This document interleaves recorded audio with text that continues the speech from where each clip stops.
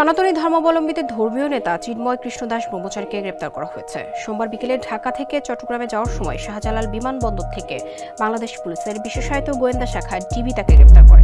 চিন্ময় প্রভু কে ছিলেন? তিনি কি শুধু একজন ধর্মীয় নেতা, নাকি কোনো আধ্যাত্মিক গাইড, বা হঠাৎ করে তার এই নামটা সমাজের মুখে কেন এত ভেসে আসছে? আর কি এমন হলো যাতে তাকে জেলে যেতে হলো, বা তার গ্রেফতারটাও বা কেন হলো? বাংলাদেশ সরকার কি ভাবছেন তাকে নিয়ে? নমস্কার বন্ধুরা, আপনাদের সবাইকে আমার এই বিশেষ আলোচনায় স্বাগত জানাই। আজ আমরা একটি গম্ভীর ইস্যু নিয়ে কথা বলবো, সেটা হলো চিন্ময় প্রভুর গ্রেফতার। চিন্ময় প্রভু হলেন একজন ইসকনের সাধক এবং তিনি ধর্মীয় সভা করে থাকেন বাংলাদেশ জুড়ে। কিন্তু হঠাৎ করে আজ তিনি কেন জেলে? বাংলাদেশের সমগ্র হিন্দু সমাজ, প্রায় 3 লক্ষ হিন্দু কেন তার সাপোর্টে আজ বাংলাদেশের মাটিতে দাঁড়িয়ে আছে? চলুন এই ভিডিওতে আমরা জানবো তার সম্পর্কে এবং কেন আজ তিনি জেলে সেই বিষয়। প্রথমত বলে রাখি, এই ঘটনাটা কিন্তু কোনো ব্যক্তি ইস্যু নয়, এটা ভারতবর্ষের কাছেও কিন্তু একটি গুরুত্বপূর্ণ সতর্কবার্তা। ভিডিওটি সম্পূর্ণভাবে দেখুন, কারণ আমরা বিশ্লেষণ করব এই ঘটনার গভীরতা, কিভাবে ভারত সরকার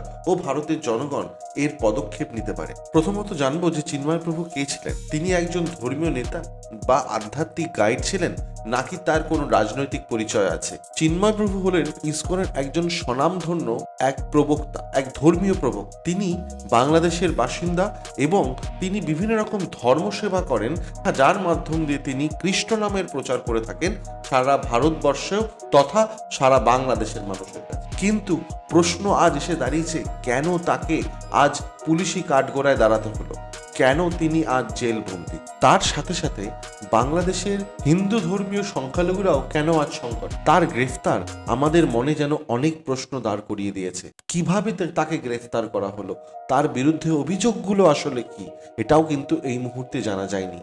এটার পেছনে কোনো গভীর ষড়যন্ত্র আছে কিনা সেটাও কিন্তু এখন ভারতীয় হয়ে আমাদের ভাববার। বন্ধুরা, আমরা লক্ষ্য করেছি চিন্ময় প্রভুর গ্রেপ্তারের পর এক অস্বস্তিকর নীরবতা, যেটা ভারতীয় রাজনীতিতে যেন দেখা যাচ্ছে। ভারত সরকার কিন্তু এখনো কোনো স্পষ্ট বার্তা দেয়নি। এই নীরবতার আমাদের জন্য কিন্তু একটি বিপদ সংকেত হতে পারে, কারণ একজন গুরুত্বপূর্ণ ব্যক্তিকে যদি এইভাবে টার্গেট করা হয়, তার পেছনে কোনো বৃহত্তর কোনো ষড়যন্ত্র থাকতে পারে, যার প্রভাব কিন্তু সমাজ এবং রাষ্ট্রের উপরও পড়তে পারে। এবং বাংলাদেশের এই বর্তমান পরিস্থিতি এবং রাজনৈতিক পরিস্থিতি দেখে এটা আমাদের ভারতীয় হয়ে কিন্তু শিক্ষা নেওয়া উচিত। ভারত যদি এই বিষয়ে কোনো পদক্ষেপ না নেয়, তাহলে ভবিষ্যতে আরো বড় বিপদ কিন্তু করতে পারে। আমরা সাধারণ মানুষের কাছে জানতে চেয়েছি তারা কিভাবে এই ঘটনাটি দেখেছেন।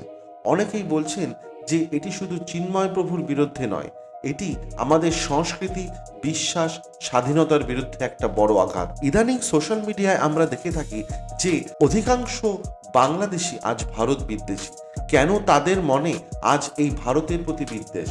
সেটা ক্রিকেট হোক কিংবা ধর্মের ক্ষেত্রে, সব ক্ষেত্রে কিন্তু আমরা দেখেছি আজ বাংলাদেশিরা পাকিস্তানের মতো ভারত বিদ্বেষী। কিন্তু আমরা এটাও দেখেছি ভারতের বিরুদ্ধে গিয়ে পাকিস্তানের কি অবস্থা।